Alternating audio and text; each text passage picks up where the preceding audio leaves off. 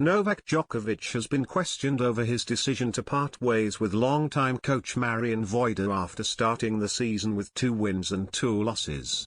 The world number 1 announced their split earlier this year after making the decision at the end of last season.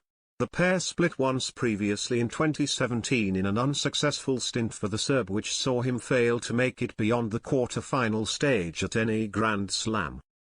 Djokovic has played just 2 tournaments so far this year after being unable to compete in Australia or the United States over his unvaccinated status, and has a 2-2 win-loss record, with his most recent defeat coming to world number 46 Alejandro Davidovich Fokina in his opening round at the Monte Carlo Masters.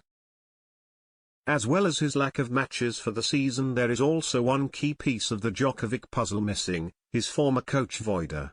The pair confirmed they were parting ways in March after reportedly making the decision at the end of last season. The world number 1 has now been warned that splitting with the 57-year-old did not pay off in the past and could have the same effect this time around after his shock early loss in Monte Carlo.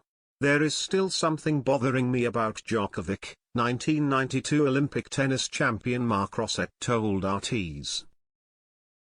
"I'm curious to see what it will be like now that he broke up with his longtime coach, Marian Vojta. Because last time it happened, it didn't pay off."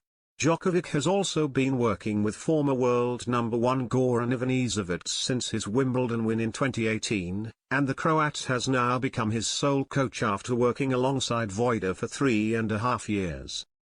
While the former Swiss Davis Cup teammate gave Ivanisevic the benefit of the doubt, he admitted there would still be the lack of a bond like the one Djokovic had with Vojta. Rosset continued, "We'll see if he manages to be as strong as ever without his trusted man. Of course, Goran Ivanisevic will always be there, but it's not the same lemonade between them. They don't have that 15-year relationship or that closeness." Rosset also touched on the 20-time major champion's early loss in Monte Carlo, admitting it was difficult for even the best players to return after time away. Comparing the Serb to his rival Stan Wawrinka, who played his first ATP Tour match in 13 months at the same event and lost, he said, "He had a match somewhat identical to that experienced by Stan, namely that he collapsed in the 3rd set." Noel was crimson late in the game against Davidovich Fokina. "It's rare with him. It also demonstrates that nothing is done with a snap of the fingers." The former world number 9 still backed Djokovic to get back to his best before his French Open title defense, adding, "I think he will be well on his feet at Roland Garros, because if he wants to, he can now play every week from here to Paris. He is no longer in uncertainty, when he did not know which tournament he could participate in, when he could not put the same intensity in training. Everything will go back in the right direction for him."